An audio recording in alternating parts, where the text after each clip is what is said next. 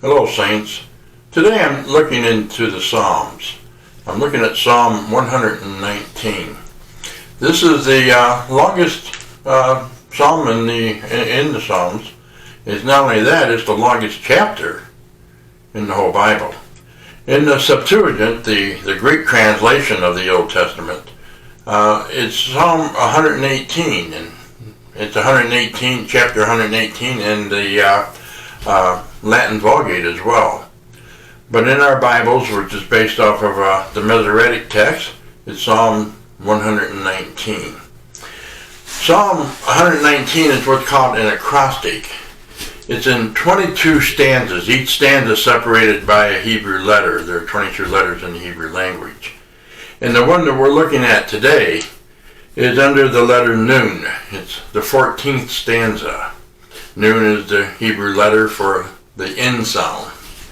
And in there it's talking about God's Word. The whole psalm is about that. A meditation upon God's words and prayers. This psalm here begins in verse 105 and goes to 112. And it begins with, "Your word is a lamp to my feet and a light to my path. I have sworn, and I will confirm it, that I will keep your righteous ordinances. I am exceedingly afflicted. Revive me, O Lord, according to your word. O accept the freewill offerings of my mouth, O Lord, and teach me your ordinances. My life is continually in my hand, yet I do not forget your law. The wicked have laid a snare for me, yet I have not gone astray from your precepts. I have inherited your testimonies forever, for they are the joy of my heart. I have inclined my heart to perform your statutes forever, even to the end." Now, just reading through that, there might be a couple places that we kind of stumble on, because, again, we're reading an old Hebrew text in English. And when you do a translation, oftentimes things can be missed. We lose something in translation. So let's go back and take a look at what we're seeing here. We begin with, of course, the most popular verse, 105, that a lot of people have memorized. "Your word is a lamp to my feet and a light to my path." We see a little bit of this here in the Psalms. This is reflected in Proverbs. Proverbs 6, verse 23. "For the commandment is a lamp, and the teaching is light, and reproofs for discipline are the way of life." And so this idea of God's Word being a light that guides your path is not something that's new to the psalmist here. But here he's emphasizing how it's God's Word that leads our life. Now, it's important for us to hear teaching and sermons and things, but we need to really get into the Word itself, because the Word itself has life. This is what Pastor Gary has been encouraging us to do. He wants to spend more time with the Word, and naturally he wants to encourage his congregation. That's you and me. So as we begin to contemplate spending time with God's Word, we realize that when we get into it, there are things that are struggling within our own life that comes to the surface, because those are the issues we're dealing with. Even with the psalmist, he says, "I have sworn, and I will confirm it, that I will keep your righteous ordinances." He's made a promise, and he's determined to keep it. Kind of like our New Year resolution. But he understands evidently that he can't just keep it on his own, because he knows he's got problems.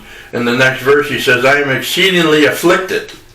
Revive me, O Lord, according to your word." The affliction that we have, wanting to do one thing or the other. I'm thinking of the hymn, one of my favorite hymns, is "Come Thou Fount of Many Blessings," where the writer says there in the last verses, he says, "I'm prone to wander, Lord, I feel it. Prone to leave the God I love. Take my heart, Lord. Here's my heart, Lord, take and seal it. Seal it for thy courts above." And the idea is that we want to follow God, but we're prone to leave him. And the writer says, "I'm afflicted." He's between the want and the broken humanity, and he's asking God, revive me, O Lord, according to your will. And then he kind of begins to take this next verse, which is attached to that same desire to be revived. And he says, oh, accept the free will offerings of my mouth, O Lord, and teach me your ordinances. Out of our mouth comes the prayers and the cries to God. These aren't sacrifices on the altar, but these are like the drink offerings being poured out. We pour ourselves out upon God in our prayers and our crying out to him. And so he's asking God for his help.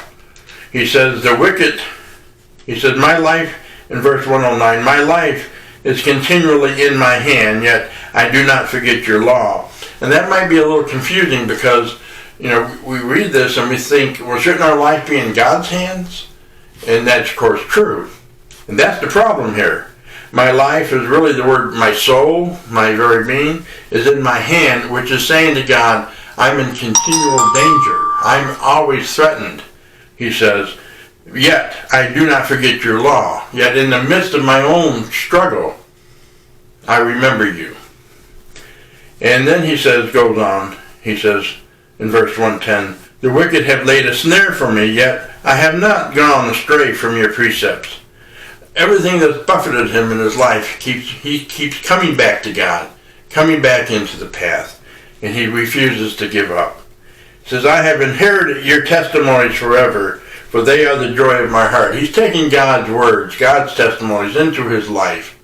They're like an inheritance. They're part of him now, and they are the joy of his life, even in the midst of struggle and problems that he has. And in this midst of joy, he says, I have inclined my heart to perform your statutes forever, even to the end. We have problems in our life, but his inclination here is to run towards God, run towards his words, lean into the inheritance of the testimonies that he's received into his heart. This is God's word in our life as it seeks to build us up and strengthen us. We may not solve all the problems, but even in our brokenness, in our struggles, we can be determined to flee to God and to lean upon him. And like the very first verse says, thy word, your word, is a lamp to my feet and a light to my path. Stay with the word, because there is salvation. There, your struggle will come to an end. Blessings.